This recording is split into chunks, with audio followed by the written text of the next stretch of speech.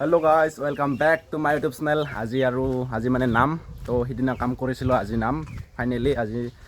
তো এতিয়া মন্দিৰত যাম আমি ইফালে বাইদেউ আৰু মা যাই আছে পুৰা প্ৰসাদ লৈ কেনে আৰু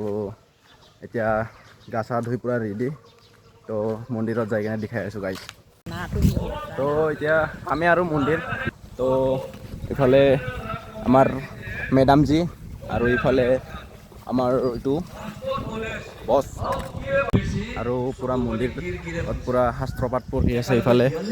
আহি পালোঁ আৰু মানুহ ইমান নাই বৰ্তমান মানুহ হোৱা নাই কাৰণ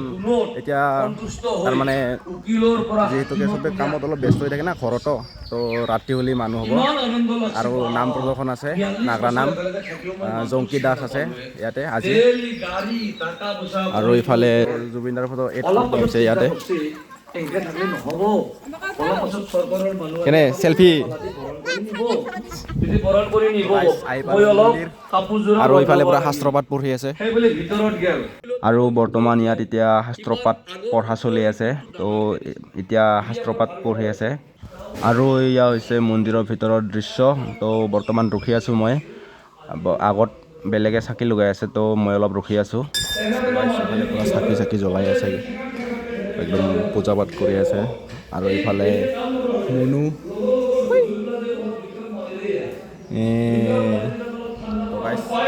এতিয়া লাহেকৈ জেগা পোৱা নাই বৰ্তমান ফাইনেলি জেগা পাই গ'লোঁ আমাৰ আৰু ইফালে মানে ঠগীখান জোকাল কৰি আছে এতিয়া আৰু মানে ইফালে পুৰা ভিৰ হৈ যায় না সেইকাৰণে অলপ ৰখা লগা হয় এতিয়া আমাৰ পিছত বেলেগে ৰখি আছে এনেকৈ তো আমি এতিয়া দিম তাৰপিছত আৰু নেক্সট আহিব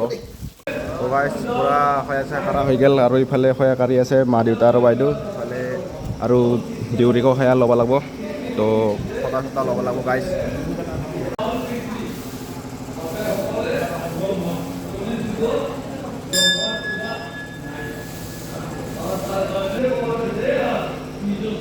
আৰু এইটো হৈছে শিৱ মন্দিৰ সেইটো আগৰটো আছিল বুঢ়াগোহাঁই মন্দিৰৰ পৰা ওলাই আহি আৰু শিৱ মন্দিৰত আহিলোঁ সেৱা কৰিব তো গাইজ এতিয়া সেয়া চেয়া কৰা হৈ গ'ল এতিয়া চাহ মানে পূৰা চাহ খাৱাৰ কাৰণে এইফালে পূৰা বহি গৈছোঁ এইফালে চবেই বহি আছে আৰু আমাৰ বছ আৰু মেম ইফালে বহি আছে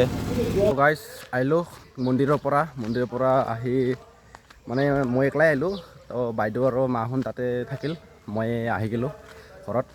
তো ঘৰৰ পৰা ডাইৰেক্ট ফিল্ডত আহি গ'লোঁ ফিল্ডত মানে আজি ভলীবল খেলিম বুলি চবে চলিবিলাক ওলাই আছিল কিন্তু খেলা নহ'ল আজি আহি পালোঁ তো মতলব আজি ৰাতিৰ দৃশ্যটো এনেকুৱা ধৰণৰ আৰু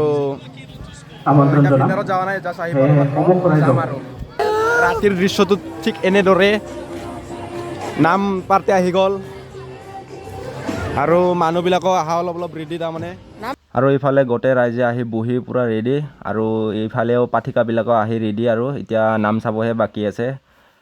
আৰু ইফালে নাম পাৰ্টিও ৰেডি হৈ গ'ল বহি গ'ল এতিয়া আৰু ষ্টাৰ্ট কৰিব লাগে আৰু চাব লাগে তাৰমানে এতিয়া তাৰমানে নাগৰা নাম পাৰ্টি পূৰা বহি গৈছে ইফালে পূৰা ৰেডি পাঠিকাবিলাক ৰেডি আৰু ইফালে মানুহ চানুহ গোটেই পূৰা বহি গৈছে আৰু আমি একদম পিছফালে বহিছোঁ তো পাঠিকাটোৰ নামটো কৈয়ে দিছোঁ জংকি দাস বুলি আগতে তো এতিয়া ৰেডি চব মানে একদম পিছত বহিছোঁ কাৰণে ভালকৈ দেখা নাপাম আৰু এনেকৈ ষ্টাৰ্ট হৈ গ'ল নাগৰা নাম তো চাই থাকক এতিয়া